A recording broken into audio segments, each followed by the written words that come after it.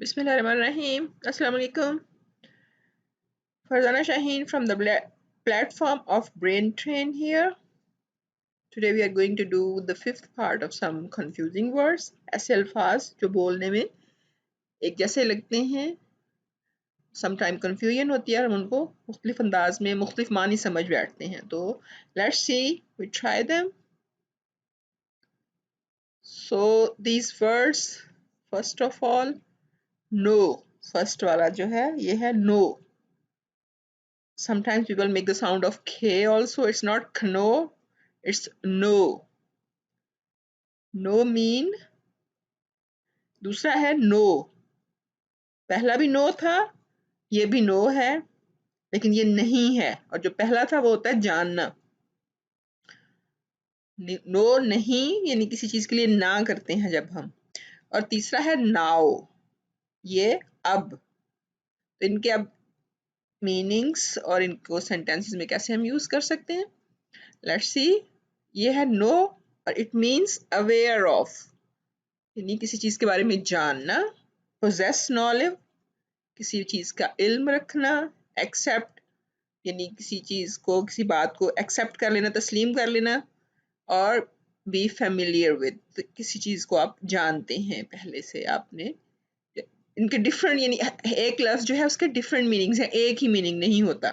So let's see now how we can use them in the sentences. I want to know your arrival time. यहाँ है कि मुझे जानना है, aware of होना है कि आपका आने का वक्त क्या है. मैं आपके आने का वक्त जानना चाहता हूँ या जानना चाहती हूँ. I know him under a different name. So I am aware of यहाँ पे भी है या मुझे नॉलेज है ऑलरेडी, मुझे पता है या मैं उसको जानता हूँ किसी डिफरेंट नाम से. यानी जैसे लोगों के डिफरेंट नाम होते हैं तो शख्स कह रहा है कि मैं किसी और नाम से इसको जानता हूँ. I know him under a different name, किसी और नाम से.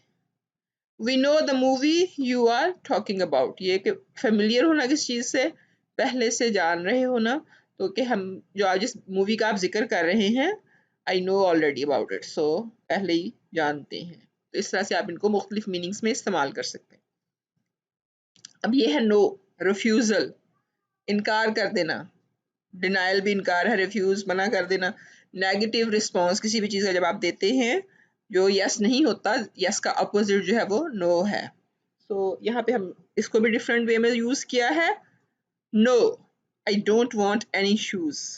मतलब आप कह सकते हैं किसी चीज़ का इनकार कि जो नहीं चाहिए उसके लिए आप पहले नो कर सकते हैं. Then his no was loud and clear. Yes, उसका इनकार बिल्कुल वाजे था, बिल्कुल पता चल रहा था कि यस उसने नो कह दिया, नहीं होगा ये काम. ऐसे अल्फाज के लिए यहाँ पे नो है. His no was loud and clear. Then we have no eggs. जब चीज आपके पास कोई खत्म हो जाती है, जीरो क्वांटिटी में आ जाती है, then also you use that word. This is no. फिर है नाउ यानी अब, एट द प्रेजेंट मोमेंट, इस वक्त.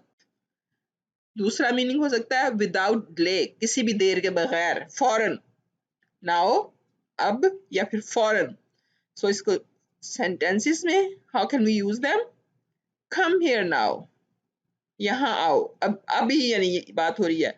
It's a command also. Imperative sentences जो पीछे हमने किए भी थे, तो ये कम हियर नाउ. सो इस तरह से यूज करते हैं आप. Then now pay attention. Maybe someone was talking to you, you didn't listen, and then आपने बात नहीं सुनी, तो अब शख्स जो है वो आपको कह सकता है कि अब मेरी बात सुनो, अब तवज्जो दो. Now pay attention.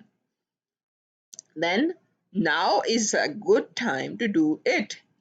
ये यानी जो मौजूदा टाइम है, ये अच्छा वक्त है कोई काम करने के लिए. जब हो तो उस वक्त यूज कर सकते हैं कि ये काम करने के लिए ये अच्छा वक्त है. अब जो है ये एक अच्छा टाइम है कि ये काम कर लिया जाए.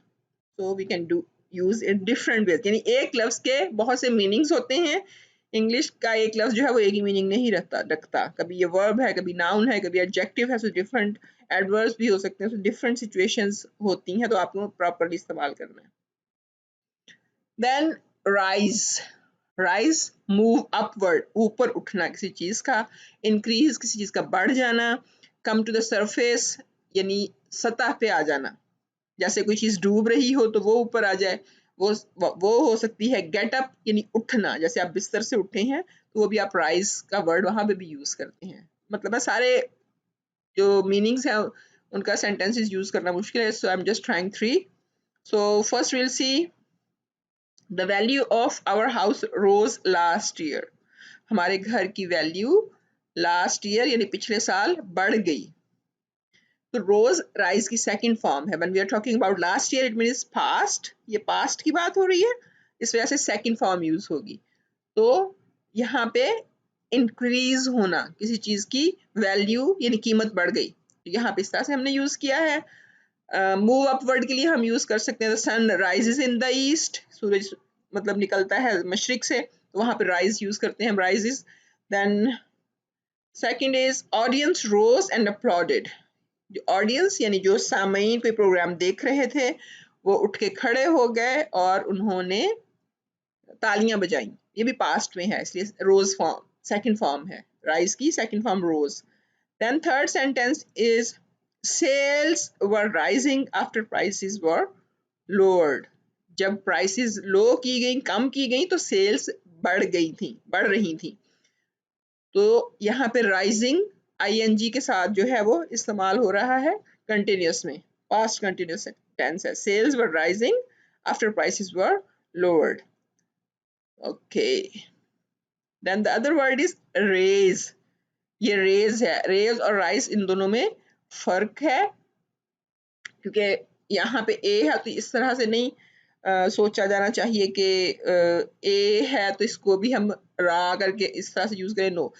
अगर आपने मेरी अदर वीडियोस देखी हैं जिसमें मैंने ए की जो वॉवल्स हैं उनकी लॉन्ग जो है वो साउंड्स और शॉर्ट साउंड्स बताई थी, तो वहां पे आपको पता चल रहा होगा मोस्टली जब एक से ज्यादा आपके पास वॉवल्स हों तो फर्स्ट वॉवल की साउंड आती है।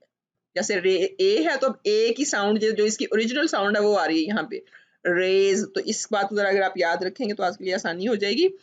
तो ये ए की आवाज दे रहा है, आई की कोई आवाज नहीं आ रही। रेज, रेज ब्रिंग अप परवरिश करना, एलिवेट यानी बढ़ा देना, मतलब जैसे किसी का दर्जा बढ़ा देना, तो इस तरह से जो है वो मतलब एक अच्छा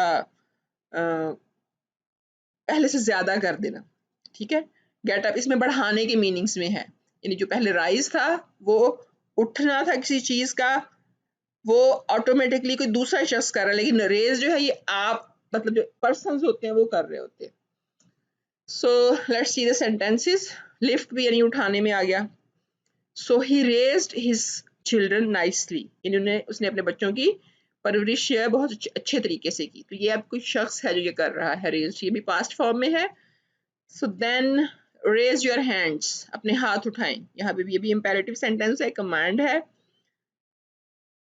the new law raised many people from poverty. तो यहाँ पे एलिवेट के मीनिंग्स में इस्तेमाल हो रहा है कि न्यू लॉ जो है उसने बहुत से लोगों को पॉवर्टी से उठा लिया, ऊपर कर दिया, यानी एक नया कानून कोई बनाया गया जिसकी वजह से गुर्बत जो है उस में मतलब बेहतरी आई, गुर्बत से निकल आए लोग, जरा ऊपर वाले लेवल पे आ गए। तो इस तरह से इन वर्ड्स के हम डिफरेंट मीनिंग्स यूज कर सकते हैं। तो just remember the difference, rise और रेज क्या है। राइज किसी चीज का तलू होना, सतह से ऊपर आ जाना, जैसे मैं पीछे बता चुकी हूँ। तो ये रेज उसके बाद जो है ये जो इंसानों के अमल की वजह से जो उनके उनका फंक्शन है ये करना। तो that was all for today. I hope you will remember. अगर आपके जहन में कोई वर्ड्स हैं you can write in the comments और हम उनको एक्सप्लेन कर सकते हैं।